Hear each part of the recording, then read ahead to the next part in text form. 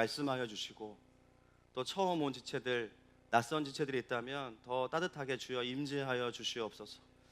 하나님의 말씀이 우리의 영을 살리시고 우리를 새롭게 하십니다.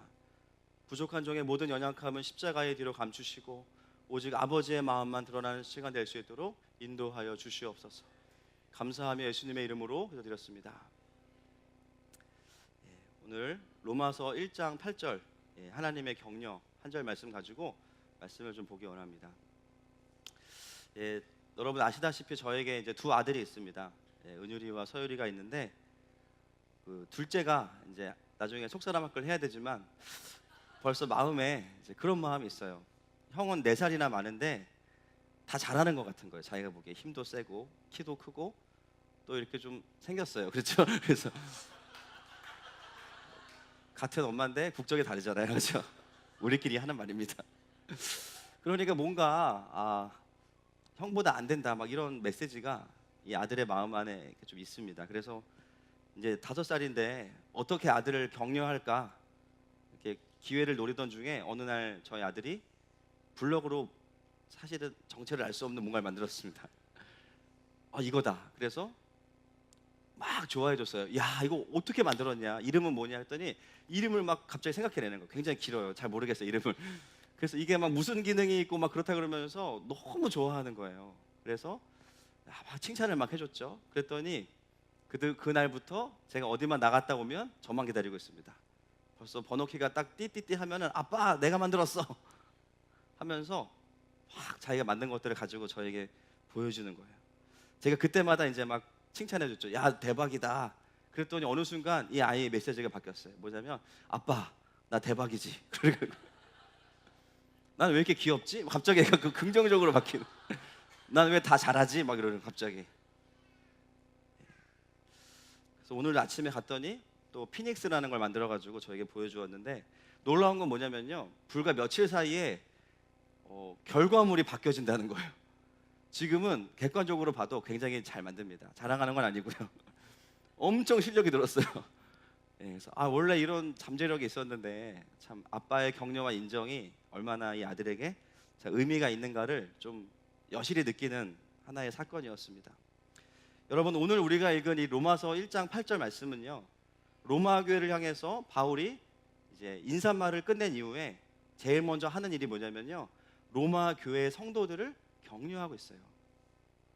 여러분, 바울 서신서 13권을 다 비교해 보면 항상 인사말이 끝난 다음에 격려 또는 감사의 메시지가 항상 위치하고 있습니다. 물론 갈라디아서 같은 경우는 격려의 메시지가 없고 이제 화를 냅니다. 1장 6절 한번 보실까요? 예외니까 이것만 제가 보겠습니다. 시작. 그리스도의 은혜로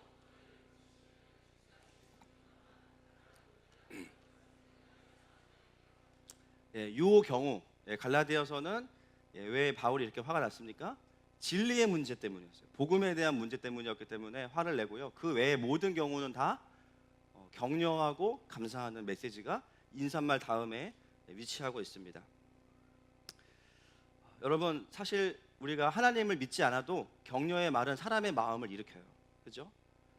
그런데 오늘 바울은 로마 교회를 향해서 복음의 진리를 풀어주기 이전에 먼저 그 복음을 들어야 되는 사람들을 충분히 격려하고 있습니다. 물론 세상의 격려도 굉장히 의미가 있지만 바울이 하는 격려는 세상의 격려를 포함해서 더 확장된 의미의 여러 가지 의미들이 있습니다. 여러분, 하나님 안에서의 격려는요, 사람의 마음을 회복시키는 게 목표가 아니에요. 그것을 포함하면서 어디까지 가야 되냐면 그 사람 안에 있는 믿음을 일으키는 것입니다. 믿음을 일으키는 거예요. 그래서 다시 선하신 하나님을 바라보고 나에게 맡기신 사명을 감당할 수 있도록 그 자리로 가게끔 만드는 게 뭐냐면 바로 영적인 격려입니다. 그래서 오늘 이 1장 8절의 말씀은 바울의 격려이기도 하지만 또한 하나님의 격려인 것이죠. 여러분, 오늘 말씀을 나누는 가운데 저와 여러분에게 하늘의 격려가 임할 것입니다.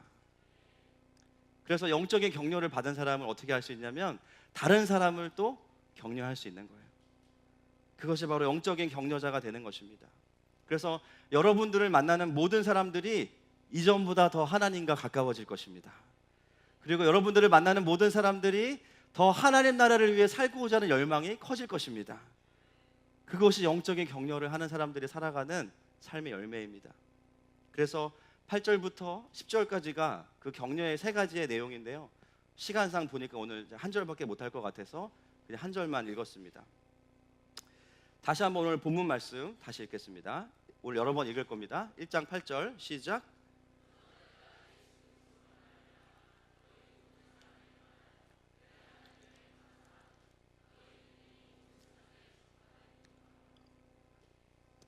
제일 먼저 시작될 때 먼저라고 나오죠. 먼저.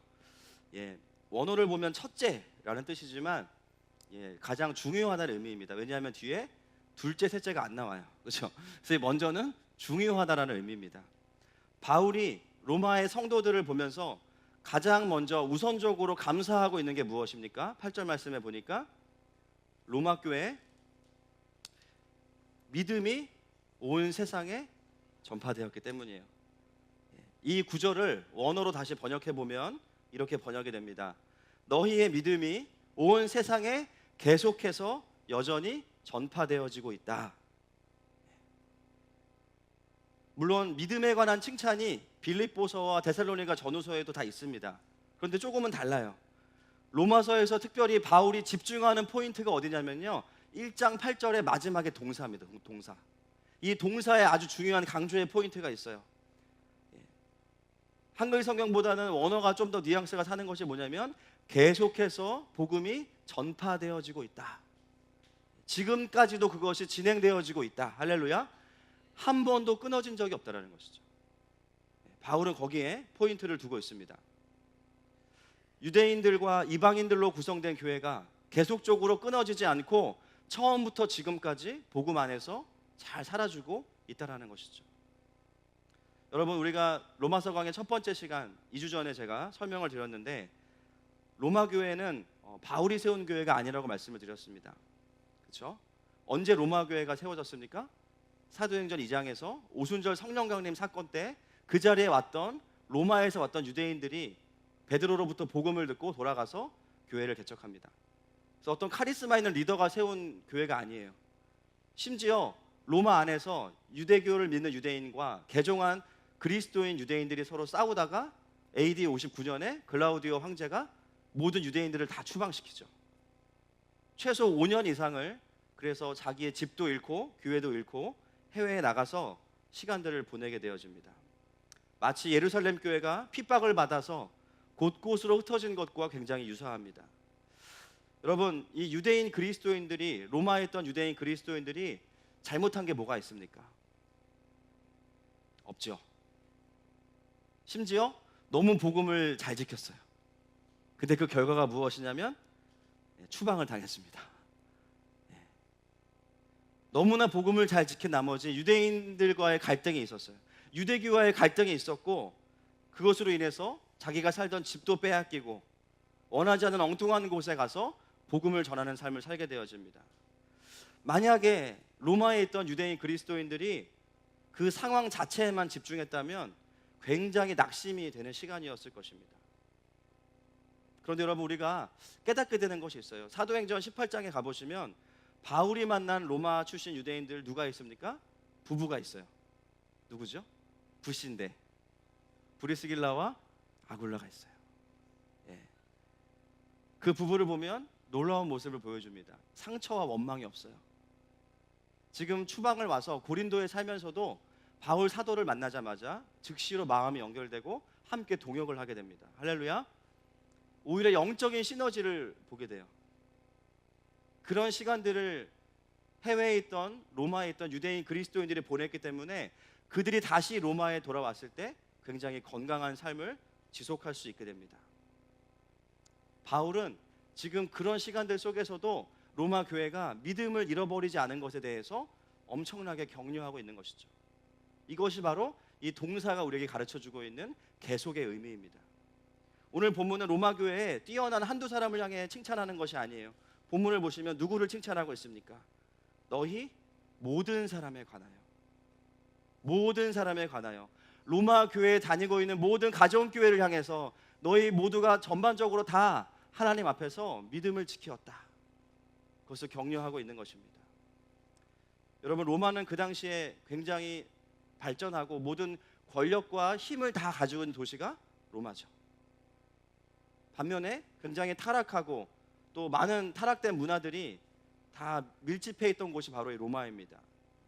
그리고 네로 황제 때는 이제는 박해와 또 불이익을 당하면서도 놀라운 것은 뭐냐면 로마의 성도들은 신앙을 지켰다라는 거예요. 지금으로 따지면 이 도시가 어디일까요? 뉴욕이나, 그렇죠? 한국으로 따지면 강남이겠죠. 분당까지 껴서 그렇죠?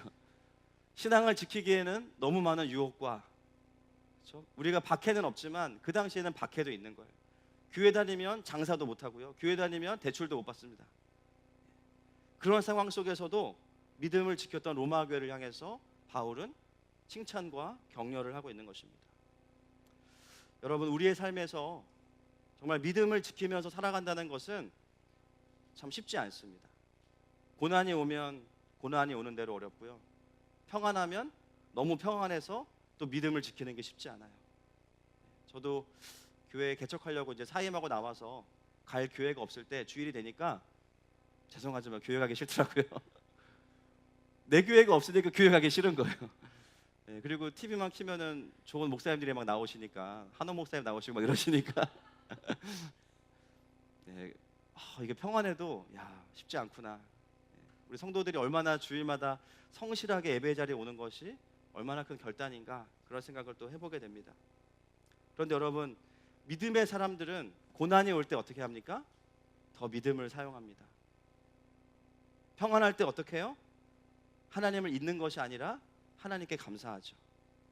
그리고 지금 나에게 주시는 이 복과 이 은혜가 정말 하나님의 뜻 가운데 내가 살아가고 있는지를 더 돌아보게 돼요. 그것이 은혜 가운데 살아가는 자들의 모습인 줄로 믿습니다.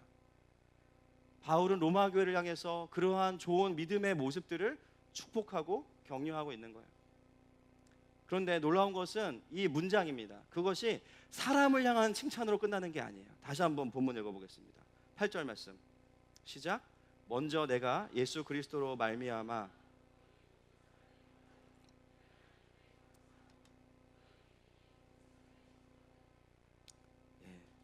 바울은요, 그 감사를 누구에게 올려드리냐면 하나님께 올려드리고 있습니다. 또한 그들이 믿음을 지킬 수 있었던 그 원인이 어디에 있는가? 예수 그리스도로 말미암아. 즉 복음이 로마 교회를 그렇게 지탱할 수 있었던 가장 중요한 엔진이고 원동력이라는 것을 이야기하고 있습니다. 여러분, 바울이 로마 교회를 바라보면서 드리는 감사의 깊은 의미가 무엇입니까? 공동체가 너무 잘했지만 거기서 끝나는 게 아니에요. 결국은 그 믿음을 지키게 한 분은 누구시다? 하나님이시다. 여러분, 이것이 바로 세상에서 하는 격려와 하나님 안에서 하는 격려와의 차이점입니다. 바울은 로마 교회의 믿음을 인정하면서 격려하면서 그것을 행하신 분이 바로 하나님이시다라고 이야기하고 있는 거예요. 이 격려는요, 로마 교회 성도들에게 힘을 빠지게 하지 않습니다. 왜냐하면 우리가 열심히 했는데 왜 하나님께 감사하냐 이렇게 반응하지 않아요. 다시 생각하게 하죠. 그렇구나. 이렇게 공동체가 세워져 갈 수 있는 것이 하나님의 은혜이구나. 지난 수년 동안 우리가 전 세계에 흩어져 있으면서도 복음을 잃지 않고 오히려 건강하게 지낼 수 있었던 것이 하나님의 은혜이구나 라는 것을 다시 생각하게 되는 것입니다.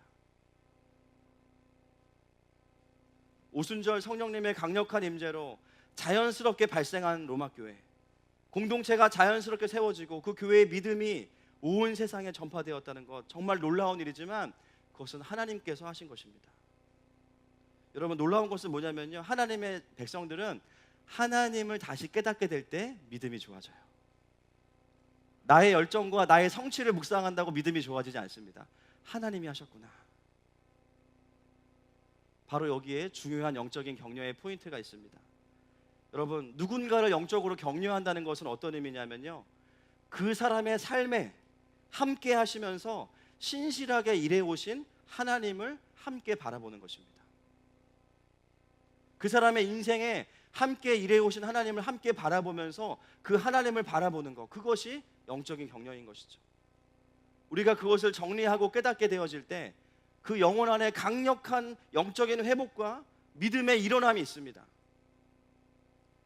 그래서 우리에게는 이 말씀이 적용될 필요가 있는 것이죠. 때로는 정말 누가 봐도 하나님이 나에게 일하시는구나 라는 것들을 느낄 때가 있어요.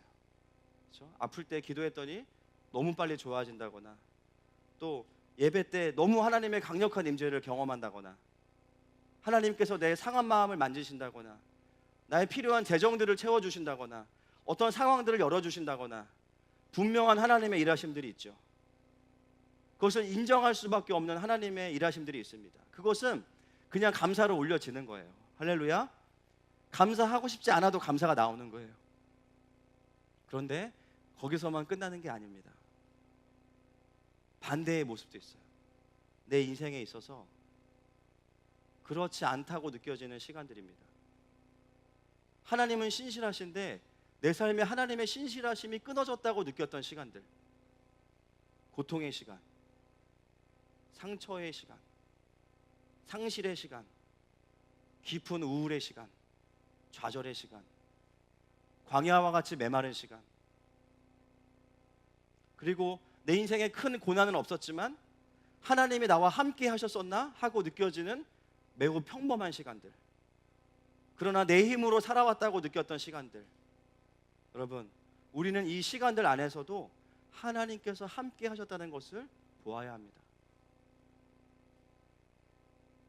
우리가 때로는 은혜의 시간에 대해서는 너무나 분명하게 인정해요. 그거 하나님이 하셨지. 그런데 그렇지 않은 시간들에 대해서 정말 하나님이 하셨나? 그때 하나님 뭐 하셨지? 잘 인정이 되지 않습니다. 왜 그럴까요? 왜 하나님이 인정이 되지 않을까요? 왜 그 시간은 영적으로 단절된 시간이라고 느껴집니까?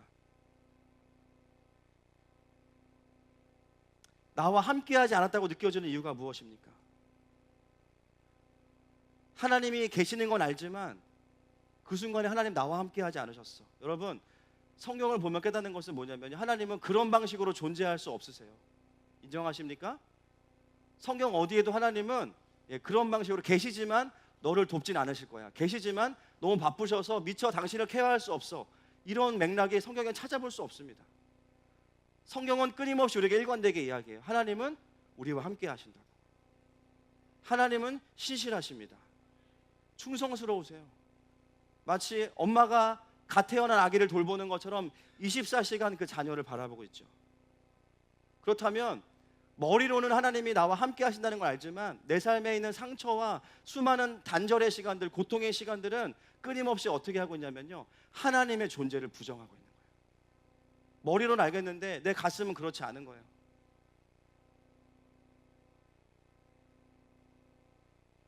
사실 우리도 하나님을 부정하고 싶은 것은 아닙니다. 제가 만난 모든 성도분들이 그런 마음들이 있으시지만 결국 얘기해보면 어떤 마음이시냐면요, 하나님을 더 사랑하고 싶은데 잘 안 된다는 거예요. 더 하나님을 믿고 싶은데 잘 안 믿어진다는 것이죠. 오히려 더 잘 믿지 못하는 것에 대해서 힘들어하는 분들을 많이 만납니다. 주님은 선하신데 왜 내 삶은 이렇게 고통스러웠고 내 삶은 이렇게 무미건조했는가? 나 혼자 살아온 것 같은 그 시간들은 무엇인가? 그 이유는 하나님이 안 계셨기 때문이 아니라 그 고통과 상실의 시간 속에서 우리가 하나님을 충분히 바라볼 여유가 없었기 때문입니다. 너무나 힘들었기 때문이죠. 너무나 괴로웠기 때문이고 사는 것에 급급할 수밖에 없는 시간들이 있었기 때문이에요. 때로는 너무나 큰 상처들이 오면서 하나님마저도 원망스럽고 위로가 안 된다고 느낄 때가 우리의 인생 가운데 있습니다. 여러분, 이 로마 성도들은 그 어려움의 시간들 속에서 어떻게 그 믿음을 지킬 수 있었을까요? 끊어지지 않고. 그 이해할 수 없는 상황, 열심히 복음을 지켰는데 추방당했잖아요. 어떻게 그 상황 속에서 하나님의 선하심을 계속 바라볼 수 있었습니까? 그들은 하나님의 일하심에 집중했기 때문에 그것들을 유지할 수 있었던 것입니다. 여러분, 하나님께서 로마 성도들의 5년 동안의 그 디아스포라의 시간 속에서 어떤 일을 행하셨습니까? 브리스길라와 아골라는 고린도에서 바울을 만나고 그 만남으로 인해서 바울은 로마 교회 사정을 아주 잘 알게 됐어요. 그래서 귀한 로마서를 집필할 수 있게 되었습니다. 그 귀한 동역을 통해서 엄청난 하나님 나라의 확장을 보게 됩니다. 또 글라우디오 황제의 추방 때문에 로마 제국 전역에 복음이 전해지게 되죠. 할렐루야. 그리고 유대인 그리스도인들이 로마 교회를 비운 사이에 이 교회를 누가 다시 세워갑니까? 헬라파 기독교인들이 세워가요. 리더가 어느 순간 다 없어진 거예요. 유대인들로 시작이 됐으니까. 그런데 어느 순간 리더가 없어지니까 막 세가족으로 왔던 분들이 세가족을 가르쳐야 되는 거예요. 이제 어떻게 돼요? 밤새서 성경 공부하시는 거예요.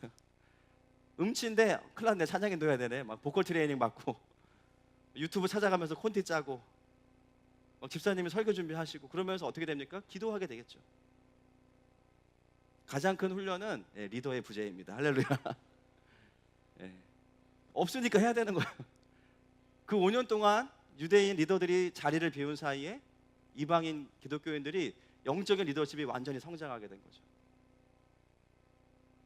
그리고 다시 네로 황제가 즉위하고 나서 해외에 나갔던 그리스도인 유대인들이 돌아왔을 때 놀라운 일이 벌어지죠. 이들은 전부 다 이제 선교사 출신 성도가 된 겁니다. 내가 해외에서 이런 고생도 했는데 내가 로마의 박해는 못 견디겠냐? 내가 진짜 더 힘든 곳에서도 살았는데 내가 여기서 복음을 못 지키면 나는 선교사가 아니지. 놀라운 것은 네로의 박해를 견딜 만한 모든 훈련을 하나님께서 다 시키신 다음에 다시 로마로 모으셨어요.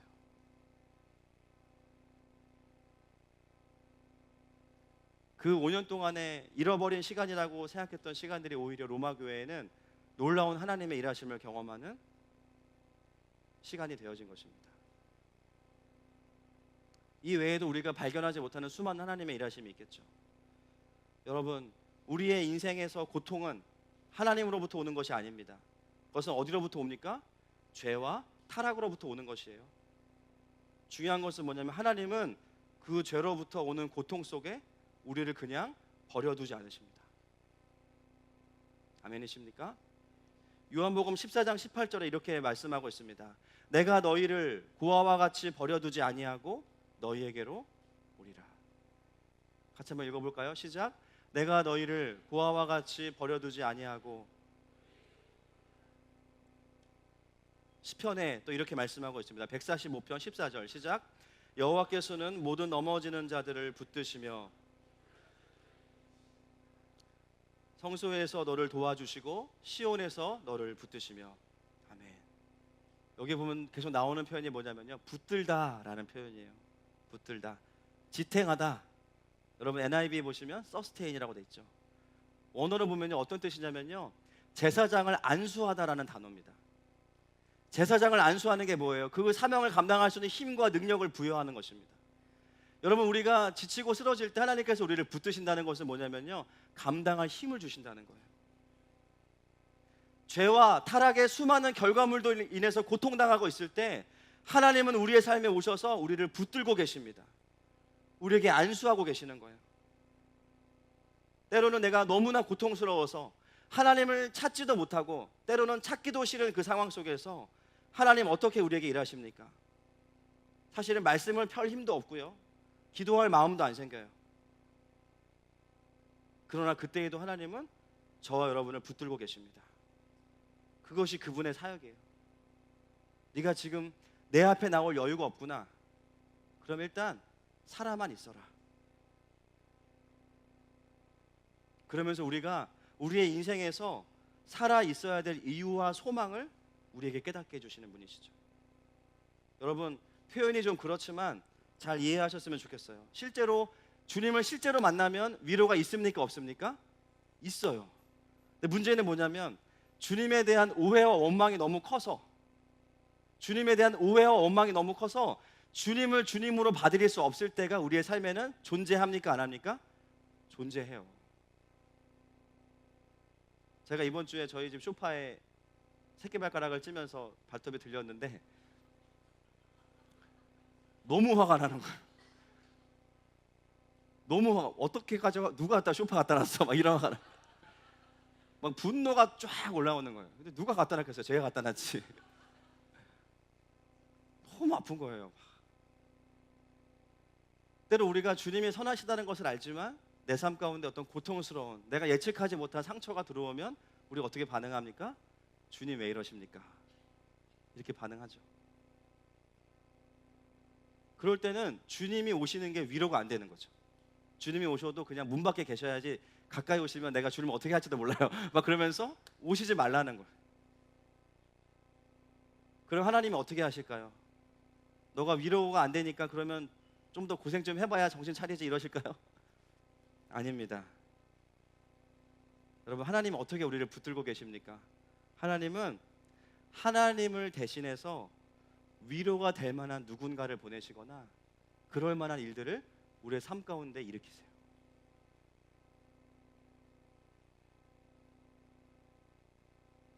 하나님이 올 수 없을 때, 신학적으로는 말이 안 됩니다. 사실 와 계시지만 올 수 없을 때 우리가 납득하고 받아들일 만한 위로를 우리에게 보내시는 거예요.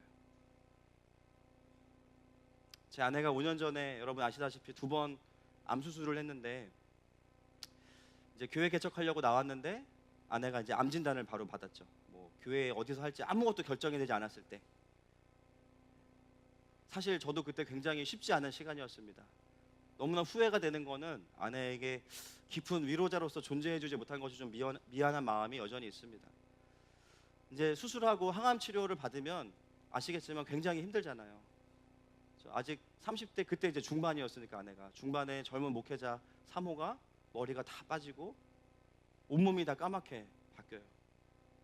얼마나 힘들겠습니까? 24시간 멀미하는 것처럼 구토가 나오고 어지러워서 아무것도 할 수 없는 시간들이 있었어요. 하나님도 사실은 위로가 될 수 없는 시간이죠. 하나님 왜? 근데 그 순간 아내에게 그 시간을 지나갈 수 있게 해준 또 다른 하나님이 있었습니다. 그것은 바로 우리 첫째 아들이었어요. 그때 은율이 4살 때였거든요. 은율이가 지금보다 더 어린데, 서율이보다도 어린데도 이전에 알던 엄마의 모습이 아니거든요. 은율이 항상 잘 때 엄마 머리 만지고 자는 게 낙인데 만질 머리가 없잖아요, 이제 엄마에게. 늘 엄마는 가발을 쓰고 있고 얼굴이 완전히 까맣게 되어서 너무나 달라진 엄마를 보면서 한 번도 얼굴을 찡그리지 않고 밤마다 엄마를 보면서 웃으면서 엄마를 바라봐줬어요. 그때 찍은 사진들을 보니까 항상 은율이가 엄마랑 웃으면서 사진을 찍고 있더라고요. 그때 제 아내가 정말 아무도 의지할 수 없고 하나님도 의지하고 싶지 않은 그 시간 속에서 은율이를 보면서 신실하게 사랑과 격려를 주었던 아들을 바라보면서 그 시간을 버텼습니다.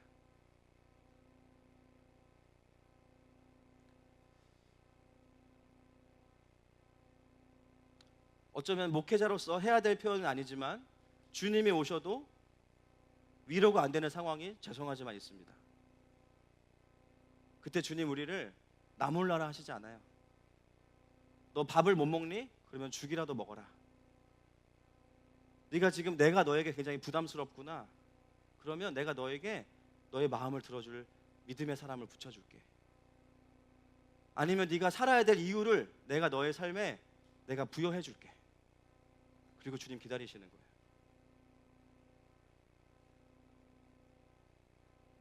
하나님은 그 시간들 속에서 은율이를 통해서 제 아내를 붙들고 계셨습니다. 여러분, 하나님은요 교회 다니는 사람만 돌보지 않으세요. 인정하십니까? 하나님은 모든 자녀를 긍휼히 여기십니다. 우리가 주님과 친하지 않았을 때, 내 인생 포기하고 싶었을 때에도, 복음을 잘 몰랐을 때에도 하나님은 여전히 저와 여러분을 붙들고 계셨습니다. 다른 많은 위로들을 우리의 삶에 보내고 계셨어요. 우리는 늘 이렇게 기도하죠. 하나님, 나 그때 너무 힘들고 외로웠는데, 너무 절망스러웠는데 주님 어디 계셨습니까? 여러분, 주님 어디 계셨나요? 여러분과 함께 계셨어요. 그런데 주님으로 오면 우리가 싫어하니까 다른 사람들을 보내시는 거죠. 믿음의 부모님을 붙여주셔서 아들을 위해 기도하게 하시는, 기도하는 엄마는 반드시 승리해야 합니다. 할렐루야. 언젠가 주님이 그 자녀 만나주시더라고요. 때로는 나를 위해 기도해주고 함께 울어줄 수 있는 공동체를 붙여주십니다. 그 시간을 버티게 할 수 있는 위로와 소망을 우리의 삶 가운데 하나님께서 붙여주시는 거예요. 그리고 내가 의지할 사람이 아무도 없다고 느낄 때 하나님은 때로는 강권적으로 내 방 안에 찾아오실 때도 있어요. 나를 누군가에게 때로는 발견되게 하실 때가 있어요. 그래서 돌아보면 너무나 힘든 시간들이었고 하나님께 내가 나아가지도 못했는데 그 시간에 하나님은 수많은 위로들을 나에게 보내셔서 우리를 붙잡고 계셨습니다. 여러분 인정하십니까? 최근에 웃긴데 웃지 못할 이야기를 들었습니다. 자살을 결심했다가 자살하지 못한 분들의 이야기들 중에 이런 얘기들이 있더라고요. 어떤 사람이 자살을 하려고 했는데 준비를 다 해놨어요. 그런데 이제 마지막 행동만 하면 되는데 갑자기 그런 생각이 드는 거예요. 내가 죽으면 우리 집 강아지 밥은 누가 주지? 죄송합니다. 울다가 여보 예레배가 그런 겁니다 원래. 울다 웃다가 은혜 받다 그런 거죠. 우리 집 강아지 밥은 누가 주지? 순간 강아지가 너무 불쌍하더래요. 그래가지고 못 죽었어요. 또 어떤 분은 죽으려고 다 준비 다 해놨는데 약을 딱 먹으려고 하니까 갑자기 우리 집 화초 물은 누가 주지? 못 죽었어요. 여러분 그 강아지를 누가 붙여주셨을까요? 그 화초를 누가 거기에 있게 하셨을까요? 여러분 저희 가정에 은유리는 누가 주셨을까요? 여러분 들어보셨나 몰라요. 북한에서 지뢰를 밟고 넘어온 어떤 형제의 얘기를. 왜 웃으시죠? 아무리 생각해도 그 지뢰를 밟고 왔다라는 게 안 터졌다는 게 말이 안 돼요. 제가 무슨 상상을 했냐면 밟으려고 할 때 주님이 거기 손을 딱 넣으시는 거예요. 지뢰와 그 형제의 발 사이에. 그러니까 이 형제는 지뢰를 밟고 온 게 아니고 하나님을 밟고 온 거예요. 할렐루야. 어떻게 그렇게 안전하게 넘어올 수 있는가? 그것도 걸어서. 어디 사는지는 모르겠지만 들려오는 얘기로는 그 북한 청년이 전도사가 됐다는 얘기를 들었습니다.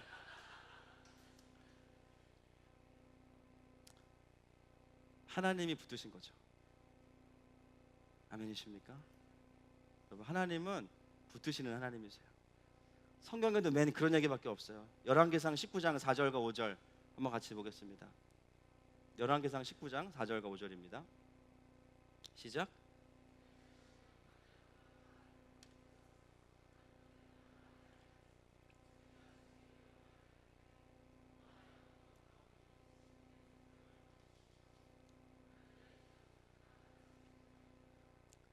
로뎀나무 아래에 누워 자더니 천사가 그를 어루만지며 그에게 이르되 일어나서 먹으라. 네, 여러분 잘 아는 이야기죠. 이세벨의 저주에 침체에 빠진 엘리야를 하나님께서 회복시키시는 장면입니다. 여러분 하나님께서 어떻게 침체된 엘리야를 회복시키십니까? 컨퍼런스나 무슨 초청 집회로 부르신 게 아니에요.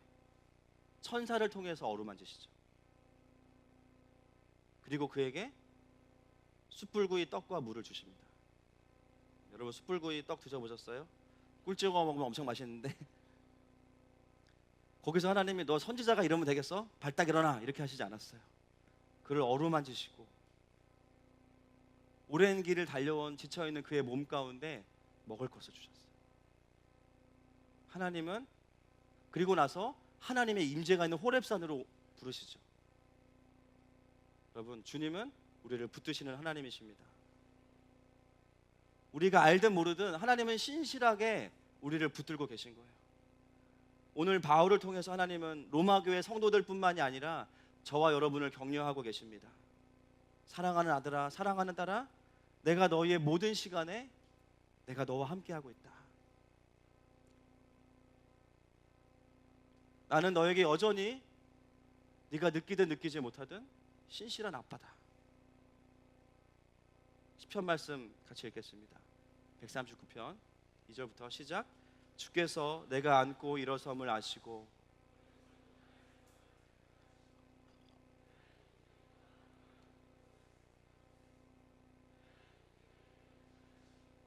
여호와여 내 혀의 말을 알지 못하시는 것이 하나도 없으시니이다. 주께서 나의 앞뒤를 둘러싸시고 내게 안수하셨나이다. 이 지식이 내게 너무 기이하니 높아서 내가 능히 미치지 못하나이다. 내가 주의 영을 떠나 어디로 가며 주의 앞에서 어디로 피하리이까. 내가 하늘에 올라갈지라도 거기 계시며 내가 새벽 날개를 치며 바다 끝에 가서 거주할지라도 거기서도 주의 손이 나를 인도하시며 주의 오른손이 나를 붙드시리이다.